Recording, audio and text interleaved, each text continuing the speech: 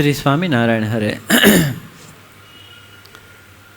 જે જે દેહ કરીને ભગવાને પૃથ્વીનો ભાર ઉતાર્યો તથા જીવોને દેહાભિમાન રૂપ જે ચૈતન્યમાં કાંટો ખૂંચી રહ્યો હતો તેને કાઢીને કાઢવાના કાંટારૂપ જે પોતાનો દેહ તેને પણ ત્યાગ કર્યો. શ્રી સહજાનંદ સ્વામી મહારાજની જય. લોયાનું 18મું વચનામૃત, નિશ્ચયનું આ વચનામૃત. એમાં આગળ મહારાજ કહે છે કે જે ચૈતન્યમાં જે કાંટો ખૂંચી રહ્યો છે તે કયો તો દેહાભિમાન રૂપ. તો આ દેહાભિમાન રૂપ જે દોષ છે એ સર્વ માત્રને પીડે છે. અને જો ખાલી એટલો દેહાભિમાન રૂપ દોષ જો નીકળી જાય તો જીવ સુખીઓ થઈ જાય. તો એવું આપણે ચરિત્ર પણ અત્યાર સુધીમાં આપણે ઘણાક જોયા ને હજુ પણ આપણે ઘણાક ચરિત્ર જોઈશું કે એવા પૂર્ણ પુરુષોત્તમ નારાયણ આપણને મળ્યા અને હજુ જો આપણે આપણા સ્વભાવને ટાળીએ નહીં તો ભગવાન આપણા ઉપર રાજી થાય નહીં. આપણને એમ થાય કે આ માણસ છે એ એના સ્વભાવ નથી છોડતા, પણ જડ ઝાડ જીવતું જાગતું દ્રષ્ટાંત રાજકોટની બોરડી લ્યો, વિચાર કરો. આ સવારે જ મને અચાનક યાદ આવ્યું કે આ ચરિત્ર આમાં લેવું પડે એવું છે કે માણાને ગમે એટલો સત્સંગ થાય એ બોરડીને કાંઈ સંત સમાગમ નહોતો, જળ ઝાડવું કહેવાય. છતાંય વિચાર તો કરો, પૂર્ણ પુરુષોત્તમ નારાયણ એ બોરડી નીચે પધાર્યા. ભગવાન કી આ જગ્યા અમને બદ્રિકાશ્રમ જેવી પવિત્ર લાગે છે, આવો શબ્દ બોલ્યા. અને અહીંયા અમે ભવિષ્યમાં અમારા માતા પિતા સાથે નિવાસ કરીને રહીશું એવો વર ભગવાને તે દી આપ્યો. હજી ત્યાં લખ્યું છે એ બોલો. અને ભગવાનની આવી અહીંયા સભા થઈ, સર માલ્કમ ડનલોપ ભગવાને પોતે શિક્ષાપત્રી આપી. એને સ્વહસ્ત લિખિત નથી આપી ભગવાને, પણ શિક્ષાપત્રી ભગવાને એમને આપી. અને ત્યાંથી ભગવાન જ્યારે પછી ઊભા થઈને નીકળ્યા એટલે બીજા બધા જે સંતો સાથે ગોપાળાનંદ સ્વામી ઊભા થયા. ઊભા થઈને સ્વામી જરાક આમ જવા ગયા ને ત્યાં તો એ બોરડીનો કાંટો જે ઓલો હતો ને જે ડાળીમાં એ એમની પાઘમાં ભરાણો લ્યો. ત્યારે ગોપાળાનંદ સ્વામી ખાલી એટલું બોલ્યા, પ્રભુ મળ્યા તો એ રહી કોરડી રે, જુઓ કાંટા વિનાની આ બોરડી. બોરડી બોરડી બોરડી રે, જુઓ કાંટા વિનાની આ બોરડી. ગોપાળાનંદજીની પાગના માથે ચોંટી ગઈ ચિત્ત ચોરણી રે, જુઓ કાંટા વિનાની આ બોરડી. લ્યો, ગોપાળાનંદજી દ્રષ્ટિ સાધીને બોલ્યા, પ્રભુ મળ્યા તોય રહી કોરડી રે. તને આવા પુરુષોત્તમ નારાયણ ભગવાન મળ્યા અને એનો નિવાસ તારી નીચે થયો, વિચાર તો કર. અને તોય તારા આવા કાંટાળા સ્વભાવ નો ગયા. આટલો શબ્દ બોલતાની વેત બોરડીના ઝાડમાંથી કાંટા બધાય નીકળી ગયા. ને આજની તારીખમાં એ રાજકોટની બોરડી માણસ માત્રને સૂચન આપે છે કે તમે તમારા જીવમાં રહેલા દેહાભિમાન રૂપ કાંટા લ્યો એ કાઢી નાખજો તો અક્ષરધામમાં જવાશે, નકર જવાશે નહીં. ઈસી સેકન્ડે કાંટા ખરી પડ્યા. લ્યો નિષ્કંટક બોરડી, અને કેવી પવિત્ર, કેવા મીઠા બોર એમાં. તમે જો પોપટ બહુ જ છે એમાં. લ્યો હું એકવાર ખાલી બોર્ડ નીચે ઊભો હતો, 25 વર્ષ પહેલાંની વાત છે આ.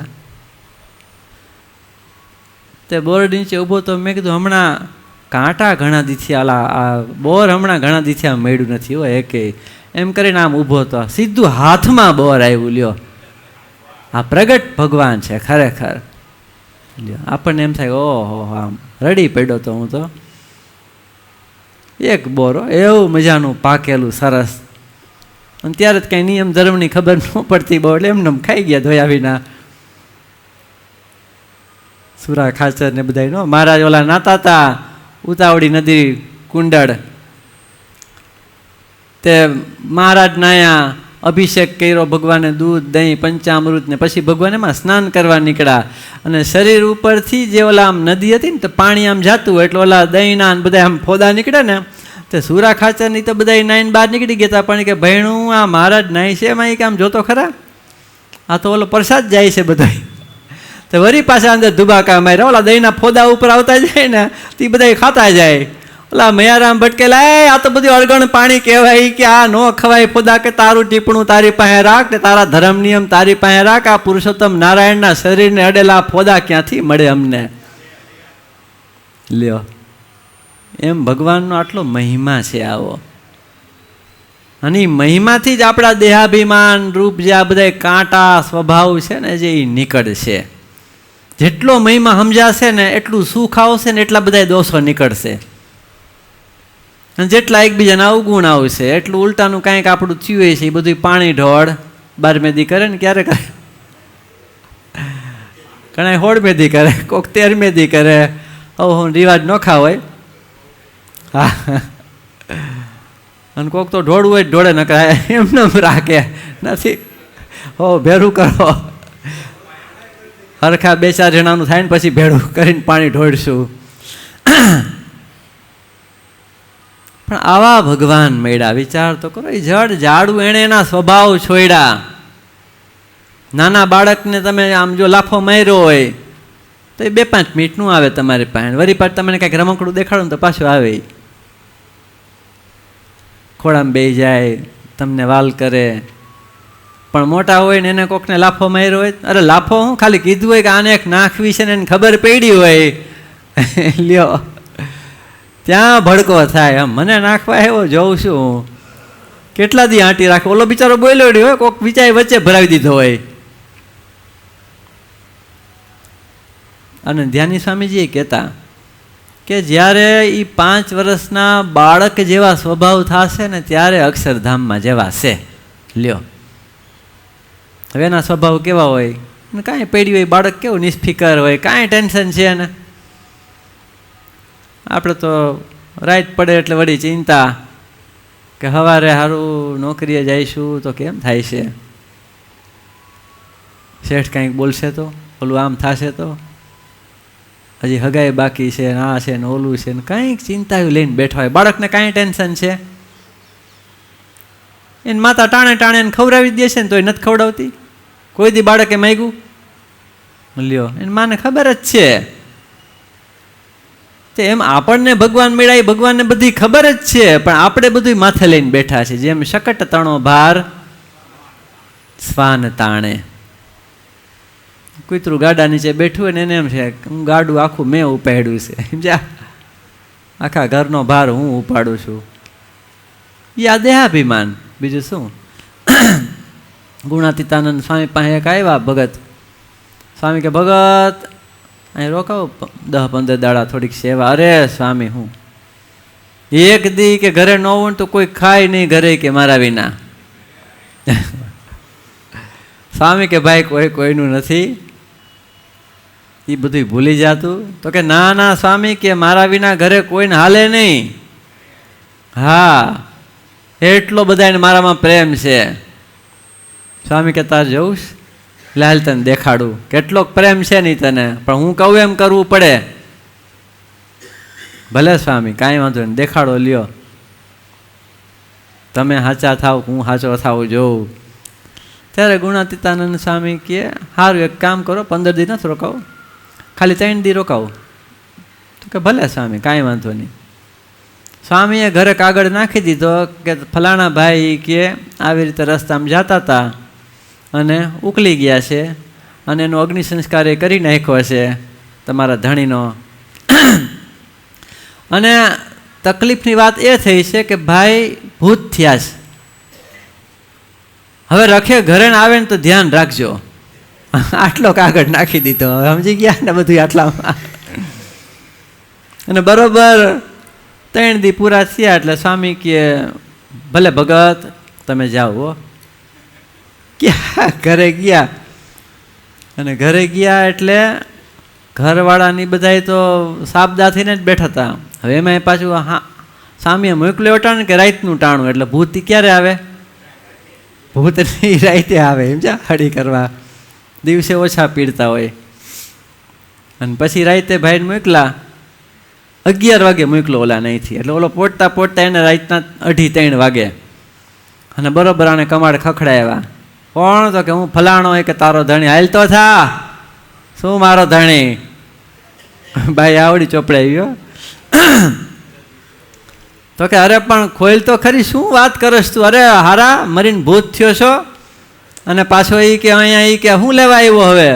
અરે હું કાંઈ ભૂત નથી કે ગાંડી, એમ કરીને મેંડું હરખી ચોપડાવા. જો એ કે સ્વામીએ લખ્યું હતું ને કાગળમાં, એ જ મેલું બોલે છે બધું. જો આ ભૂત જ છે, 100% ભૂત છે એ કે આ. અને પછી તો ઓલો કે દરવાજો ખોયેલી કે પછી આણે તો છોકરાઓને બધાને રાખ્યા તૈયાર. એકના હાથમાં દીધું હાંબેલું, એકને દીધો ધોકો અને એકને દીધી લાકડી, અને પોતે હાંવેણો રાખ્યો એમ જા. અને પછી દરવાજો ખોલીને જે ઓલાની જે આરતી હારતોરા સરભરા કરી છે બધી, પધારો પતિદેવ પધારો એમ કહીને મારીને અધમુઓ કરી નાખ્યો. અરે પણ એ કે મારા વિના તમે બધા એ કે ભૂખે મરશો, એ કે હું કામ મને આમ હેરાન કરો છો? અરે તું હતો ત્યાં સુધી ભૂખે મરતા હતા, જો ખબર પડી ને આખા ગામને કે તું ગુજરી ગયો છો અને મરીને ભૂત થયો તો આખું ગામ જો આ ઘરમાં ટીવી ને ફ્રીજ ને બધું આવી ગયું. બધાએ બિચારા અમને કેટલું દાન પૂન કરી ગયા, એ કે ના ખાવાનું જો આટલું આ અનાજ ભરી દીધું અમને 3 દીમાં તો હાલતો થાય કે. વયો ગયો બિચારો ગુણાતીતાનંદ સ્વામી પાસે પાછો. સ્વામીને કે સ્વામી તમે સાચા છો એ કે, હવે મને કાયમ માટે રાખો રે ને ભાઈ, અમે ક્યાં તને ના પાડતા હતા આમ થાય. સ્વામી હળી કરી એ કાંઈ ખબર હતી નહીં. પણ કહેવાનું હું, ભગવાન અને સંત છે ને એ જીવના આવા દેહાભિમાન. ઓલી ઘોડીનો કેવા પાટા મારતી, જરાક કોક પાસે જાય ને તો ઘોડી આમ હણ કરતી આમ પાટું માર્યો, કોઈને બેહવા ન દે.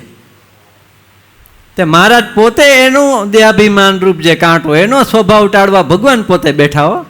ભગવાન કે આ ઘોડીને બાંધો, એટલે એને જે રીતે ઓલા આમ ઘોડો બાંધે ને એવી રીતે બાંધી દીધી કે પછી જાજી આગી પાછી ન થઈ શકે. ભગવાને 20 ફૂટનો વાહડો લીધો અને ઘડીના 2 પાછલા ટાંગા છે ને ત્યાં ઘોંકો મારે એમ જા બેઠા અને આમ કરે એટલે ઘોડી હા કરતી વરી પાછી આમ થાય.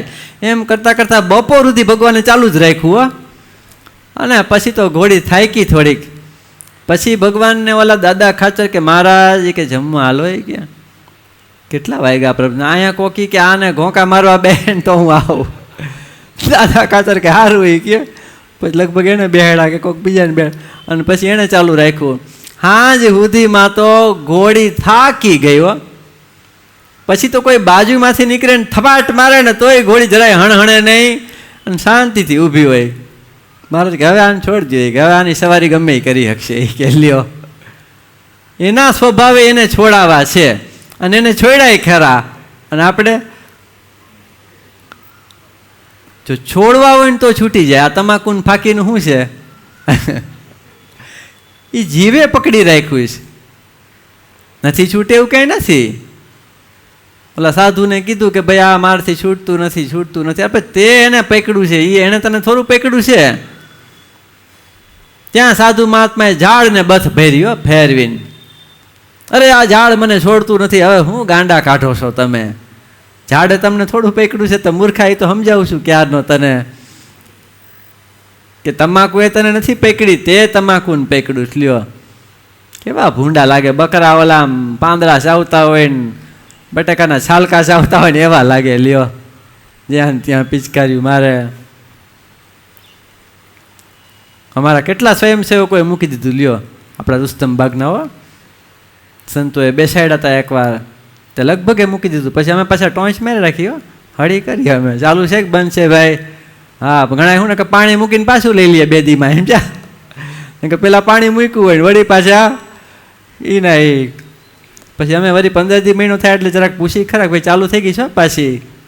અઠે ગઠે સીતારામ એમ જા ઘા મારી દે. પછી કે હા સ્વામી જરાક એમ કરે, એમ જા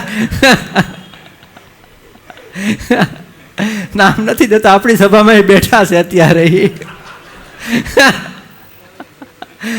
પ્રેમી છે, અમને એના પર બહુ પ્રેમી છે એટલે નામ ન દેવાય, અમારા ગુરુ ના પાડતા. પણ વાત જો એવી રીતે કરી નામ દે તો એને ખોટું ન લાગે, પણ જો ટોન્ટ મારીને કહી તો એને દુઃખ લાગે. એ અમારા ગુરુ ના પાડતા. મિટિંગમાં અમને સંતોન કહેતા કે આપણે કોઈને પણ જાહેરમાં ટોન્ટ મારીને એનો કોઈ એવો સ્વભાવ કે કાંઈ એવું લાગતું હોય તો આપણે એને ક્યારેય કહેવું નહીં. અને મહારાજે કીધું ને કોઈની ગુહ્ય વાર્તા હોય એવી રીતે કોઈ ઠેકાણે ક્યારેય પણ પ્રકાશ કરવી નહીં. પણ એવો અંતરનો પ્રેમ હોય ને આવી રીતે તમે ભલે આમ હસતા હસતા આનંદમાં કહી દો તો એનો એ વિશુદ્ધ ભાવ છે ને આપણો વિશુદ્ધ ભાવ છે, પણ છતાંય આપણે નામ આપતા નથી. બરાબર?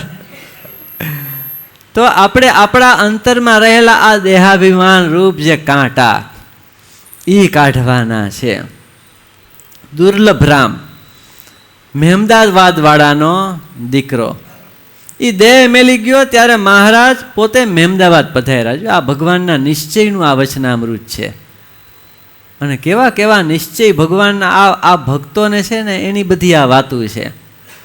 તે એનો સગ્ગો દીકરો દેહ મૂકી ગયો તે મહારાજ પોતે મહેમદાવાદ આવ્યા. અને દુર્લભ ધામની જે સ્ત્રી ઉમિયાબાઈ તે સારા સારા લુગડા તથા 700 રૂપિયાનું મંડિલ એટલે હોનાનું ઝૂમણું આખું એવું તે પહેરી અને થાળ લઈને મહારાજને જમાડવા ગયા. ક્યારે ગયા? દીકરો મરી ગયો છે એક કોર અને આટલું હોનું ને આવા હારા હારા વસ્ત્રો પહેરીને મહારાજને જમાડવા ગઈ બાઈ. ત્યારે મહારાજ જમવા બેઠા અને જમતા જમતા બોલ્યા, જે બ્રહ્મચારી મૂળજી બ્રહ્મચારીને કીધું મહારાજે કે આ બાઈને એક જ દીકરો હતો ને તે દેહ મેલી ગયો છે, પણ આને તો કાંઈ શોક જણાતો નથી. શું કીધું મહારાજે? નકર જેનો દીકરો મરી ગયો હોય એની શું હાલત હોય માની બિચારીની. લ્યો મહારાજે કીધું ને કે કેટલાયના પતિ મરી જાય તો વાહે છાતી કૂટી કૂટીને રોયા કરે છે, ને કેટલાયની પત્ની મરી જાય તો એ પાછો છાતી કૂટી કૂટીને રોયા કરે. લ્યો પણ મહારાજ કે આજ તો કેટલી એવી બાઈ છે કે પોતાના ધણીનો ત્યાગ કરી અને ભગવાનની ભક્તિ ભજન માળા ધ્યાન આ બધું કરી અને એનો છેલ્લો જન્મ કરે છે. ત્યારે મહારાજ કે આને તો કાંઈ શોક જણાતો નથી. ત્યારે ઉમિયાબાઈ બોલ્યા, જે મહારાજ એ તો તમારા ધામમાં ગયો છે, મારે શેનો શોખ? લ્યો હું કહે છે દીકરાની માં કે મહારાજ તમારા ધામમાં ગયો, મારે એનો શું શોખ કરવાનો હોય? ત્યારે આ વાત સાંભળીને એની સમજણ જોઈ અને એનો જે આ નિશ્ચય ભગવાનનો જોઈને મહારાજ બહુ રાજી થયા. લ્યો કેટલી કઠણ કસોટી કરે છે ભગવાન, એ તો વિચાર કરો. ઓલા દેવસિંહ ભગતના છોકરાને મહારાજ દેવસિંહ ભગત ખેતરે હતા અને છોકરાને ધામમાં લઈ ગયા. લ્યો છોકરાને ધામમાં લઈ ગયા ને એટલે મહારાજે વિમાન એના ખેતરમાંથી કાઢ્યું. હો ત્યારે જોયું કે આ તો મહારાજ છોકરાને લઈ જાય છે. તો કે અરે મહારાજ આમ રેઢા ઘરે હાથ ફેરો કરીને હેલા જાઉં છો, કંઈક કહેતા તો જાઓ. હું કીધું ચોરી કરીને જાઉં છો મારા છોકરાની રેઢા ઘરે, પણ કહેતા હોય તો કંઈક તમારા થાળ બાળ કરી. મહારાજ કે રાજી છો ને? તો અરે મહારાજ બહુ રાજી છું.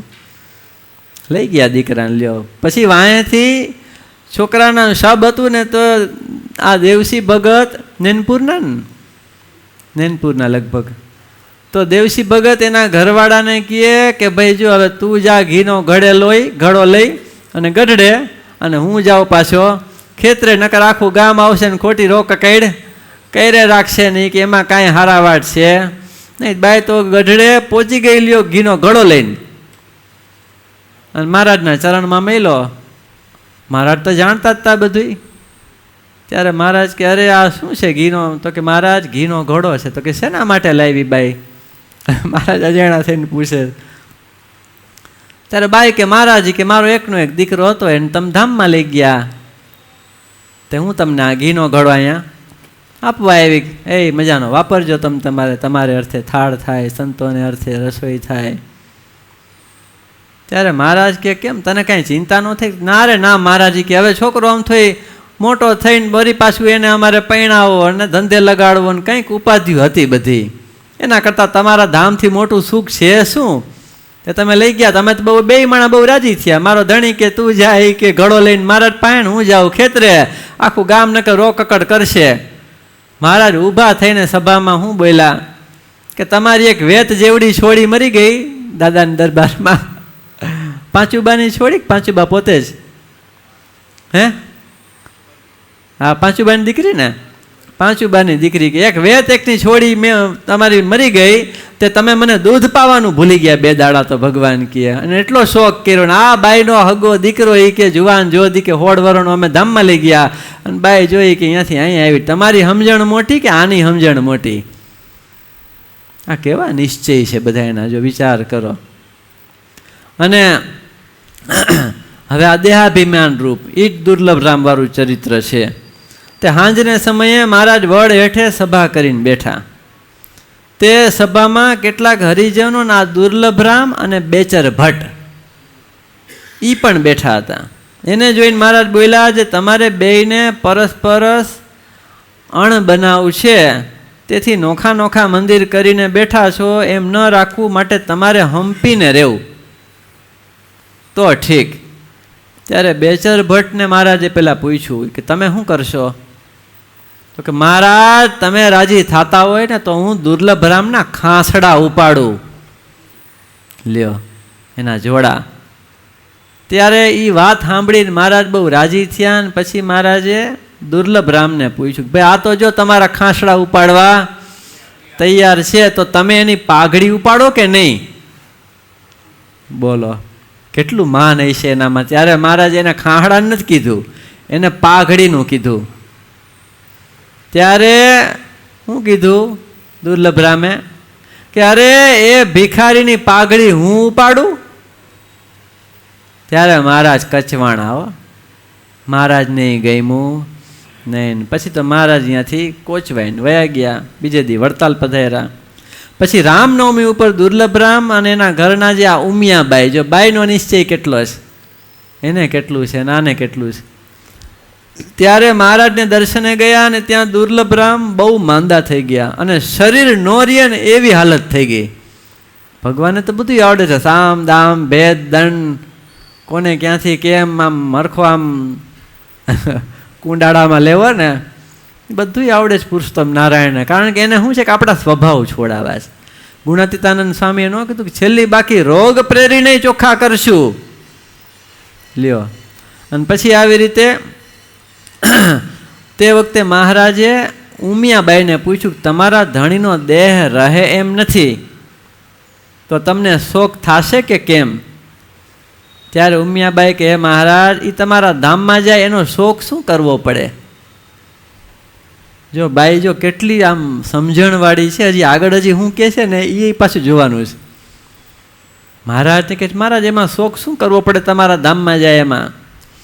પણ લોકમાં એમ કહેવા છે કે ભગવાનને દર્શને ગઈ અને રંડાપો લઈને આવી. એમાં મારી નહીં પણ ટૂંકમાં તમારી આબરૂ જાશે. એવી રીતે ભગવાનને બાધાભરમાં વાત કરી. ત્યારે મહારાજ કહે તો એને બદલે તમારો નોકર દેહ મેલી જાય તો? મહારાજે ઓપ્શન આપ્યો કે તમારા નોકરને એની બદલે દેહ મૂકી જાય તો હાલો કન્વર્ટ કરી દે. બસ તો કે મહારાજ એ તો બીજો કરી લઈશું, એમાં શું ચિંતા છે? ત્યારે મહારાજ રાજી થયા અને મહારાજ કે જાઓ હવે દુર્લભ રામને નહીં મરવા દઈએ અને એને તમે સાંકર અને દહીં પાજો. પછી બાઈએ સાંકર અને દહીં પાયું તેથી દુર્લભ રામને સુવાણ થઈને એનો ચાકર દેહ મેલી ગયો અને પછી ઘરે ગયા. તે દુર્લભ રામ બહુ આસામી હતા અને રૂપિયાની ગણતરી નહોતી કે એની પાસે કેટલા છે. ભાગ પાડ્યા હતા ને ત્યારે તો તોડીને રૂપિયા વેચાતા અને 20,000નું તો એની પાસે ઘરેણું હતું એ ટાઈમમાં. હુનાનું લાગીને લાલચ પાછી તે દી 200 વર્ષ પહેલા જો 20,000નું ઘરેણું હોય તો આજ તો આખું સુરત આવી જાય એમ જા એમાંથી લ્યો કે એથી વધારે થતું હોય છે કદાચ.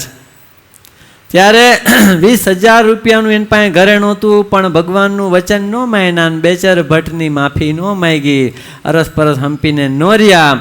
તેથી તે બધુંય ઘરેણું બધુંય સાફ થઈ ગયું અને સાવ રાંક કહેતા ગરીબ થઈ ગયા. એમ ભગવાનનું વચન ન માન્યા અને આ દેહાભિમાન રૂપ કાંટો રાખ્યો તો દુઃખી થયા. એમ ભગવાનનું જો વચન માનીએ તો આજ્ઞા પાડવાથી પણ આપણા દેહાભિમાન રૂપ કાંટા જાય છે. તો વિશેષ નહીં કહેતા આપણને આવા ભગવાન મેળા, આવા સદગુરુ ધ્યાની સ્વામીજી, આવા સંતો આપણા સંપ્રદાયમાં ઘણા એવા સંતો થઈ ગયા અને હજુ પણ એવા સંતો ઘણા છે. આપણને જ્યાં જ્યાં એમ લાગે તો એવા સંતોનો સમાગમ આપણે ભગવાનની શિક્ષાપત્રીમાં લખ્યું છે એમ નિત્ય પ્રત્યે સાધુનો સમાગમ કરવો. તો તેણે કરીને આપણે આ ચૈતન્યમાં જે કાંટા ખૂંચી રહ્યા છે એનો નિકાલ થાય અને ભગવાનના ધામમાં આપણે જઈ શકીએ. શ્રી સહજાનંદ સ્વામી મહારાજની જય. શ્રીપતિમ શ્રીધરમ સર્વદેવેશ્વરમ શ્રી ભક્તિધર્માત્મજમ વાસુદેવમ હરિમ માધવમ કેશવમ કામદમ કારણમ શ્રી સ્વામિનારાયણમ નીલકંઠમ ભજે. શ્રી સહજાનંદ સ્વામી મહારાજની જે આજે ભગવાનને આપણે છઠ્ઠી છે ભગવાનની આજે તો પારણેથી ભગવાનને ઉતારવાના છે. તો 10:30 વાગે ભગવાનને આપણે 10:30 પારણેથી ઉતારશું. પણ એની આરતી આપણે અત્યારે બધા શણગાર આરતી થશે એની જોડે જોડે જ આપણે ભગવાનની આરતી સર્વે કરશું. શ્રી સહજાનંદ સ્વામી મહારાજની જય.